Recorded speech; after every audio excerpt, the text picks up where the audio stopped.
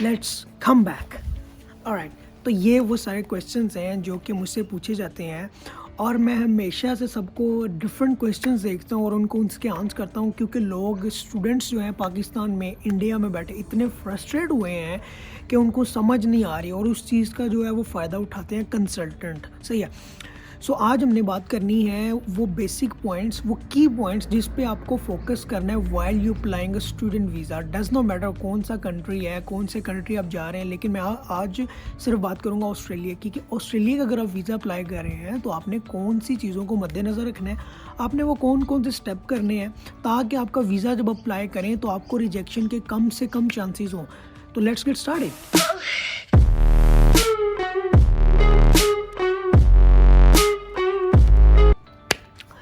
Alright guys, so we are back. अब बात ये है कि मैंने लास्ट वीक इंस्टाग्राम पे, अगर आप लोग मुझे फॉलो करते हैं, ये मैंने लिंक दिया हुआ है, अगर आप नहीं फॉलो करते हैं फॉलो अप कर लें। वहाँ पे ये है कि आपको डेली अपडेट्स आती रहती हैं, जो मीन्स कि मैं क्वेश्चंस देखता हूँ तो मैं उसको ट्राई करता हूँ कि मैं स्टोरीज़ के अंदर उसके आंसर दे दूँ, ताकि उससे ये होता है कि जितने भी लोग मुझे फॉलो अप कर रहे हैं उनको वो सारी इन्फॉर्मेशन मिल जाती है। सो हुआ ये कि लास्ट वीक मैंने एक स्टोरी डाली जिसके अंदर मैंने ये इन चीज़ों के ऊपर बात की, तो उसको लोगों ने काफ़ी पसंद किया, तो मैंने सोचा कि सबको कंपाइल करके इसके ऊपर एक वीडियो बना दी जाए।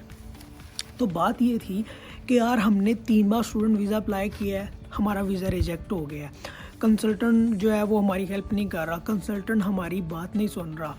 देखिए, मैं पाकिस्तान की बात करूं तो पाकिस्तान में स्टूडेंट ऐसे हैं कि वो बेसिकली अपने इंटरमीडिएट भी पढ़ रहे हैं, या जिन लोगों के रिजेक्ट हो गए हैं, मेरे सामने ऐसी स्टोरी हैं जो कि इंटरमीडिएट पढ़े और जिनका मैक्सिमम भी 1 साल का गैप होगा, ज़्यादा से ज़्यादा भी 1 साल का गैप होगा, स्टिल उनके वीज़े जो हैं वो रिजेक्ट हो रहे हैं। मेरा खुद का 1 साल का जो है वो गैप था। तो हम बात करते हैं कि हमें इस चीज़ पे फोकस कैसे करना है, हमें स्टार्टअप कैसे करना है।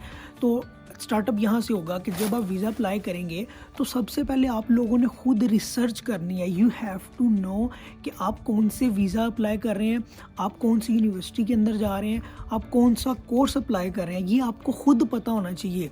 देखिए, लोग ये मसला करते हैं कि लोगों को पता ही नहीं होता, स्टूडेंट्स को पता ही नहीं होता कि वो कौन से कोर्स में जा रहे हैं, वो कौन सी यूनिवर्सिटी में जा रहे हैं, उनकी फ़ी कितनी है, और उसके बाद वो चुप करके सिर्फ कंसल्टेंट के पास चले जाते हैं, मैंने इंटरमीडिएट किया है, ये मेरा आइल्स का रिज़ल्ट है, तो मेरा जो स्टूडेंट वीज़ा अप्लाई कर दें। वो उसको भी पता, वो देख के कंसल्टेंट उसका बिज़नेस है, उसको देख के पता चल जाता है कि ये बंदा भी न्यू है तो इसका चूना लगा लें। वो अपनी मर्ज़ी से आपको उस यूनिवर्सिटी में फेंकेंगे जिसमें उसको सबसे ज़्यादा उसको कमीशन मिलेगा। वो ये नहीं देखेंगे कि आपका फ्यूचर क्या है। They will not see this. ये चीज़ जो है आपको माननी पड़ेगी कि वो आपको नहीं देखेंगे कि यार आपके ऊपर सूट क्या करता है। बहुत कम लोग हैं, बहुत कम कंसल्टेंट हैं जो कि आपको बाकायदा आपके फ्यूचर के प्लान्स बताएंगे। तो आपको क्या करना है, नंबर 1 सबसे पहले आपको रिसर्च करनी है। रिसर्च आपको किस पे करनी है, आपको इमिग्रेशन की, ऑस्ट्रेलियन इमिग्रेशन की वेबसाइट पे जाके रिसर्च करनी है। मैं ये लिंक भी डाल दूंगा इसके डिस्क्रिप्शन में। तो आपको रिसर्च करनी है। नंबर 1 आपने सबसे पहले देखना है कि आप कौन से कोर्स में जा रहे हैं, मतलब आपने खुद डिसाइड करना है। अगर मैं मेडिकल का स्टूडेंट हूँ तो मैं मेडिकल की फील्ड में जा रहा हूँ, अगर मैं अकाउंट्स का स्टूडेंट हूँ तो मैं अकाउंट्स की फील्ड में जा रहा हूँ, अगर मैं इंजीनियरिंग का स्टूडेंट हूँ तो मैं इंजीनियरिंग की फील्ड में जा रहा हूँ। जो भी आपकी फील्ड है, आपने सबसे पहले उस इमिग्रेशन की वेबसाइट पे जाना है। आपने देखना है कि कौन से कॉलेजेस, कौन सी यूनिवर्सिटीज़ ये कोर्स ऑफर कर रहे हैं जिसमें मैं जाना चाह रहा हूँ। नंबर 2 आपने रिसर्च करना है कि कौन से सिटी के अंदर कौन सी यूनिवर्सिटी एक डिफरेंट पोर्शन के अंदर एक आपको कम फ़ी के अंदर ये कोर्स दे रही है। आपने खुद रिसर्च करना है। जब आप लेट्स सपोज कि आपको नहीं पता कि कौन सी यूनिवर्सिटीज़ है, गूगल बाप है, आप गूगल पे सिर्फ टाइप कर दें यूनिवर्सिटीज़ इन ऑस्ट्रेलिया, आपको हर चीज़ वहाँ पे मिल जाएगी। तो आपने नंबर 1 जब इमिग्रेशन की वेबसाइट पे जाना है, जो मैं लिंक में डाल रहा हूँ, आपने सबसे पहले वहाँ पे जब सबसे पहले आपका कोर्स डिसाइड हो गया, ओके मैंने इस कोर्स में जाना है, फिर आपने देखना है कि आप कौन सी यूनिवर्सिटी में जा रहे हैं। आपने उस यूनिवर्सिटी को जो है आपने रिसर्च आउट करना है। आपने उस यूनिवर्सिटी के अंदर घुस जाना है कि उस यूनिवर्सिटी में कौन कौन से कोर्सेज़ हैं। उन यूनिवर्सिटीज़ को ईमेल करें, गूगल पे रिसर्च करें, उनकी ईमेल निकालें, उनको ईमेल टाइप करके मैसेज भेजें कि मैंने इस कोर्स में आना है, इसकी फ़ी क्या है, इसका स्ट्रक्चर क्या है, मुझे ये सारा फॉलोअप करें। वो आपको विथिन 1-2 डेज़ आपको रिप्लाई करेंगे। जब आपके पास ये सारी इन्फॉर्मेशन इकट्ठी हो जाए, फिर आपने देखना आपने कौन से सिटी में जाना है। देखिए, सिटी बहुत इंपॉर्टेंट है। उसकी रीज़न ये है कि जब आप पढ़ लेंगे तो उसके बाद आपने अपनी परमानेंट रेजिडेंसी अप्लाई करनी है। कोई भी यहाँ पे ऐसे तो नहीं होता कि कोई भी आता है और पढ़ के वापस चले जाता है, नो बॉडी गो बैक। सब भी जो है ना, वो कोई भी किसी भी कंट्री से हो, सिर्फ 1% ऐसे लोग होते हैं जो वापस चले जाते हैं, सही है। तो उसके बाद आपने देखना है कि आप कौन से सिटी में जा रहे हैं और आपने उस सिटी को उस SOL लिस्ट में देखना है। SOL लिस्ट बेसिकली एक लिस्ट है जिसके अंदर जो आप कोर्स चूज़ कर रहे हैं उसके बारे में प्रॉपर इन्फॉर्मेशन होती है कि ये कोर्स जो है इसके ऊपर इतने पॉइंट्स हैं, इस सिटी के अंदर इतने पॉइंट्स होंगे और कल को परमानेंट रेजिडेंसी आपने अप्लाई करनी है तो इतने पॉइंट्स पे मिलेगी। तो वो डिफरेंट सिटीज़ के अंदर डिफरेंट पॉइंट्स होते हैं जो कि आपको इमिग्रेशन की वेबसाइट के ऊपर मिलेंगे। ना वो मैं आपको बता सकता हूँ, ना वो आपको कंसल्टेंट बता सकता है, क्योंकि वो चेंज होते रहते हैं। सिर्फ और सिर्फ इमिग्रेशन की वेबसाइट आपको बता सकती है।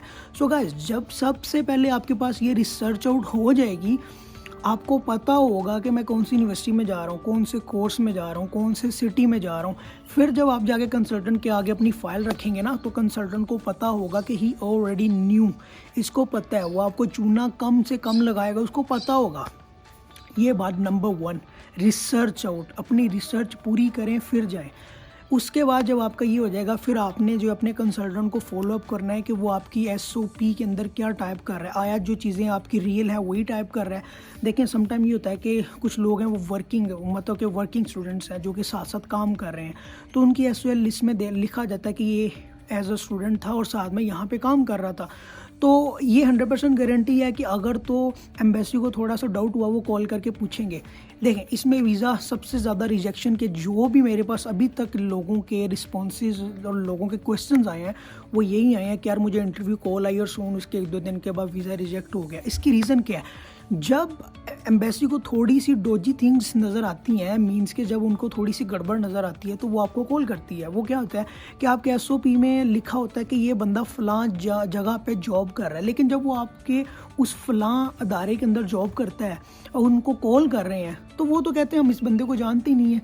सो मेक श्योर कि अगर आप उनको बता रहे हैं कि यार मैं इस जगह में जॉब कर रहा हूँ, तो आपको अपने उस इंस्टीट्यूट, आप उसने अपने वर्कर्स को कहना है, आपने अपने एम्प्लॉयर को कहना है कि अगर आपको कॉल आ जाए तो आपने उसको बताना है कि हाँ भाई ये बंदा यहाँ पे ये काम कर रहा है, ये इसकी डिस्क्रिप्शन था, ये तब से लेके अब तक ये जॉब कर रहा है। सबसे मेन रीज़न है कि एम्बेसी जब भी कॉल करती है आपके एम्प्लॉयर को, वो कहता है मैं इसको जानता ही नहीं हूँ। उसमें सबसे बड़ी गलती होती है कंसल्टेंट की। कंसल्टेंट मतलब आपका गैप कवर करने के लिए आपको किसी भी जगह में डाल देता है, क्योंकि उसने तो आपका गैप कवर करना है। तो वो लेट्स सपोज कि वो कोई फेक डॉक्यूमेंट्स बना के वहाँ पे लगा देगा, तो उसके बाद फेक डॉक्यूमेंट्स तो वो बना देगा और वो SOP में भी लगा देगा, आपको पकड़ा देगा, पढ़ लेंगे। लेकिन अगर कल को एम्बेसी कॉल करेगी तो एम्बेसी को आगे से अगर रिस्पॉन्स नहीं मिलेगा तो वो डायरेक्ट आपको जो है ना, वो पहले उनको कॉल करेंगे, फिर उसके बाद वो हो सकता है आपको कॉल करें। और जब वो कॉल करते हैं ना, उनके आगे सारे क्वेश्चंस आपकी SOP पड़ी होती है, तो उस चीज़ को टैली करते हैं कि जो इस बंदे ने SOP में लिखा है वो ये बता भी रहा है कि इसकी आपस में मैचिंग मिसमैच हो रहा है। जहाँ पे उनको गड़बड़ नज़र है वो वीज़ा रिजेक्ट कर देते हैं। और दैट्स द मेन पॉइंट, सबसे बड़ा मेन पॉइंट ये है कि SOP के अंदर कुछ लिखे, आप कुछ बता रहे हैं, आपको पता होगा कि आपको पता होना चाहिए कि आपकी जो SOP आगे फॉरवर्ड की गई है वही आपके पास है और आपने सारी पढ़नी है। आपने वो सारी SOP पढ़नी है। उससे ये होगा कि यार आपको पता होगा कि आपकी SOP में क्या लिखा गया है, एम्बेसी को क्या दिखाया गया, इमिग्रेशन ऑफिसर क्या खोल के बैठा है, आपको सब पता होगा। सबसे बड़ी वजह है कि SOP का पता नहीं होता, स्टूडेंट्स को पता ही नहीं होता कि यार उनकी SOP आगे एम्बेसी को क्या दिखाई गई है। मैं आपको एक मिसाल देता हूँ। मेरा एक दोस्त था, 2016 में हम लोग इकट्ठे आइट्स किया। मेरा वीज़ा मुझे मिल गया और उसका वीज़ा थोड़ा डिले हो गया और उसके बाद उसका वीज़ा रिजेक्ट हो गया। मेरी जब उससे बात हुई तो उसने कहा कि यार कंसल्टेंट ने गलती ये की, गड़बड़ ये की कि जो इसने मेरी SOP के अंदर वर्कर का लिखा हुआ था ना, मुझे पता ही नहीं था, मेरी SOP के अंदर वो था ही नहीं। जब मुझे इंटरव्यू की कॉल आई तो मैं कुछ और जवाब दिया और बाद में जो SOP मेरे सामने कंसल्टेंट ने रखी उसके अंदर कुछ और था, तो उसका वीज़ा रिजेक्ट हो गया और उसके बाद उसके कंसल्टेंट के साथ अनबन आ गई और कंसल्टेंट उसकी बात नहीं सुनता था और आज तक वो पाकिस्तान में बैठा। 2021 आ गया, मैं ये बात कर रहा हूँ 2016 की। गाइस, आपको पता हो आप कौन से कोर्स में जा रहे हैं, आपकी SOP के बारे में पता हो, आपकी इंटरव्यू की प्रिपरेशन बहुत हाई हो, आपको पता हो कि किस चीज़ में जा रहे हैं। सबसे बड़ी मिस्टेक हम लोग ये करते हैं और उसके बाद क्या होता है कि कंसल्टेंट जो है वो उसको तो अपना कमीशन मिल जाता है, अपनी फ़ीस मिल जाती है। अगर आपका वीज़ा रिजेक्ट हो गया वो आपको फिर से तसल्लियाँ दे देगा, फिर से आपको वीज़ा अप्लाई कर देगा। क्योंकि देखें, जब एक बार आपका वीज़ा रिजेक्ट हो गया तो फिर आपको जो है ना एक स्ट्रॉन्ग एसओपी चाहिए, एक स्ट्रॉन्ग जो क्वेश्चंस उन्होंने आपको भेजे हैं ना, जो आपको वीज़ा रिजेक्ट के अंदर उन्होंने आपको रीजंस दिए हैं, उनको कवर करना पड़ता है। और उसके लिए आपको एक कंसल्टेंट चाहिए जो कि ब्लॉग कंसल्टेंट हो, जिसको पता हो कि वो क्या कर रहा है। तो स्टूडेंट्स की सबसे बड़ी मिस्टेक है वो रिसर्च नहीं करती। इवन मैंने जो वीज़ा अप्लाई किया था मैंने रिसर्च नहीं की थी, और अल्लाह की ऐसी करनी हुई कि यार मुझे इंटरव्यू की कॉल नहीं आई और मेरा वीज़ा मिल गया। आई डोंट नो कि ये ऊपर वाले ने जो है ना वो डिसाइड किया था कि मेरा ऑस्ट्रेलिया ना था ही। तो आपको मेन चीज़ जो है ना आपको यार पता हो, आपने रिसर्च करनी है। Research is the very important, ठीक है। अब आगे आ जाएं कि यार यूनिवर्सिटीज़ के बारे में जो स्टूडेंट पूछते हैं कि यार यूनिवर्सिटीज़ जो है वो कितने दिन लगती हैं, वो क्या क्लासेस होते हैं, उनका स्ट्रक्चर क्या होता है। देखिए ये भी डिपेंड करता है यूनिवर्सिटी के ऊपर कि यूनिवर्सिटी जो है वो कितने दिन लगती है। कुछ स्टूडेंट मुझसे पूछ रहे थे यार कितने दिन लगती है। देखिए मैं नहीं ये बता सकता, ये यूनिवर्सिटी डिसाइड करती है। मैं आपको मिसाल देता हूँ यूनिवर्सिटी यहाँ पे काम कैसे करती है।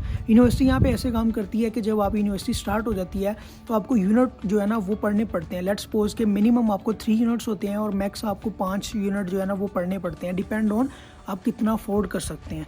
लेकिन आपको 3 भी जो है ना यूनिवर्सिटी बड़ा मुश्किल देती है, 4 तो वो फर्स्ट सेमेस्टर में कहती यूनिट पढ़ने हैं, क्योंकि आपने फ़ी पे की है। आपके 4 यूनिट हो गए। जब आपका सेमेस्टर शुरू हुआ फिर आपको यूनिवर्सिटी जो स्ट्रक्चर देती है कि आपके 2 यूनिट 4 यूनिट है, 2 यूनिट मंडे को होंगे, 2 यूनिट ट्यूसडे को होंगे, 2 उसके बाद उनके ट्यूटोरियल्स होंगे।